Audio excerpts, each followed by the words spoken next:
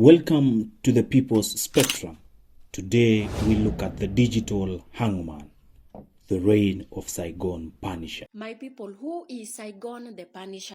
Huyo Saigon mnataja na huwa watu ni nani by the way? Kwani Saigon ni Punisher ndio Mungu?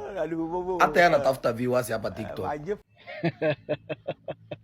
Nimesikia vijana wakisema ati Saigon the Punisher ni content creator. Ajua wengi mmemjua tu juzi. Mmemjua juzi juu ya historia ya Kenyan Prince hii. Alionekana na kifaa cha kutoa kopa. Hiyo tu ndio time most of you mmejua Saigon the Punisher. Kuna watu wanamjua akona record. He has a very long akona CV yake, kuna CV yake na mbogi yake. In the bustling heart of Nairobi, a new kind of law has taken root.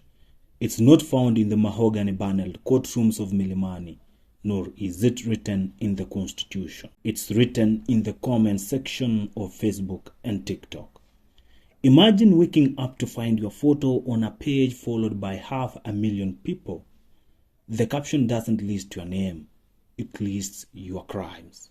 It tells you that your time is up. It tells you to buy a coffin. This is the world of Saigon Punisher, a man, or perhaps a myth, who has become the most feared lawman in East Africa. He is the digital hangman, a faceless vigilant who uses the internet to judge, jury, and execute the city's most dangerous criminals. Today, we go inside the shadows of Nairobi's killer cops to trace the rise of Saigon Punisher. How did a plainclothes officer named James become a household name? And what happens when the line between a protector and a predator disappears? Wewe kuna mtu mmoja tu Kenya mwenye akinifollow hapa TikTok. Wallahi mimi narudi ushago. Saigon the Punisher, mimi akinifollow tu hapa TikTok nione notification at yo Saigon the Punisher has followed you. Wallahi mimi narudi ushago wadau Kuna watu factors na hii Kenya. Kuna watu wenye factors na hii Kenya wadau. Saigon the Punisher akikufollow mtu wangu, wewe rudi ushago mtu wangu. To understand the Punisher, you have to understand the fear. In estates like Dandora, Kayole, and Umoja, crime isn't just a statistic. It's a daily tax. The Gaza gang and the Smarter gang turned these neighborhoods into fire domes. For years, the public felt abandoned. The National Police Service was often viewed as low or compromised. When a grandmother is mugged for her phone or a student is stabbed for a backpack, due process feels like a luxury the poor cannot afford. Into this frustration stepped the Hesi accounts, anonymous personas like Hesi Wakayole. But as the years passed, a new figure emerged with a more tactical, almost surgical approach. Saigon Punisher didn't just post threats, he posted results. He adopted the moniker of Frank Castle, the Marvel anti-hero who wages a one-man war on crime. In the slums of Nairobi, the Punisher wasn't a comic book character. He was the man who made the predators feel like prey. The Punisher's legend is built on solved cases that the regular police might never touch. Take the case of the Umoja gangs in August 2025. After a 15-year-old was brutally assaulted, the neighborhood was on the brink of a riot. Saigon Punisher didn't wait for a warrant. He posted a chilling ultimatum to the parents of Umoja. Take your children to the station before we come for them. The result? A wave of voluntary surrenders. Parents, terrified of the Punisher's shoot-to-kill reputation, chose the cell over the cemetery. Au vijana umoja wanapiga raundi huko na mavisu na mabila 24/7. Si muambie tu kweli, waambie ni tu kweli. Kama uli survive hiyo era ya Dandora crime free.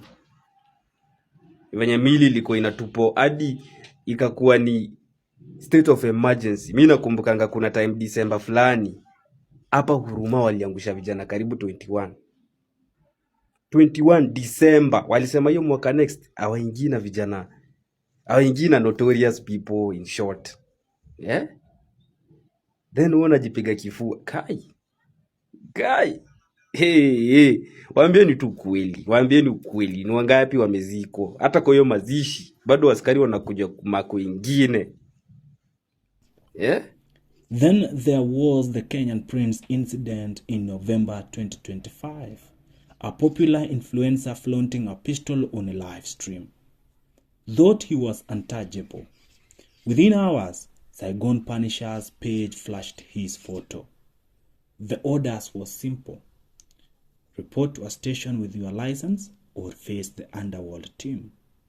The influencer, once arrogant, was humbled within days, issuing a public apology that echoed across the Kenyan internet. Even outside the city, in places like Ogunja, his reach is felt.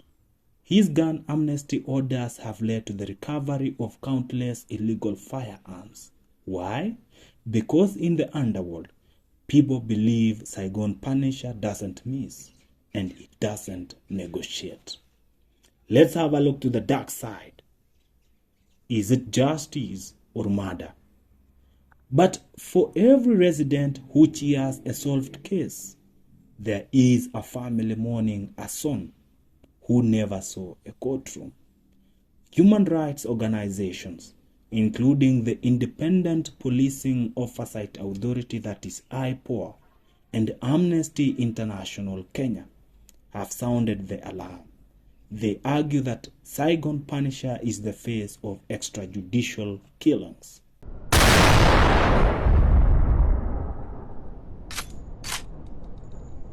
His before and after posts showing a suspect alive and then showing their body at a morgue are used as evidence by activists to show a police force that has abandoned the rule of law. They point to the case of Ahmed Rashid, the leader of Pangani 6, who is currently facing murder charges for a 2017 street execution. Rashid operated in the light. The Punisher operates in the digital shadows. Critics ask, who decides who is a criminal? What happens when a hazy account targets an innocent man by mistake? In the Punisher's world, there are no appeals. There is only the post and the silence. As we look toward the future of Nairobi, the Saigon Punisher remains a polarizing figure. To his supporters, he is a street general, the only man brave enough to clean up the trash. To his detractors, he is a symptom of a failing state, a man who has become the very thing he claims to hate.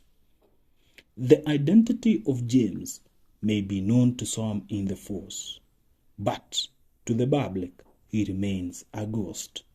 He is a reminder that in the absence of a working justice system, people will cheer for the man with the gun and the Facebook account. Nairobi is safer today by some metrics, but it is also a city where young men live in fear of social media tag. The Punisher's war continues, one post at a time. As the sun rises over the islands, the notification starts again. Another warning, another photo, another life on the line. In the battle of Nairobi's soul, has the Punisher saved the city, or has he just taught it that violence is the only language that matters? One thing is certain, as long as there is crime in the streets, the Saigon Punisher will be watching.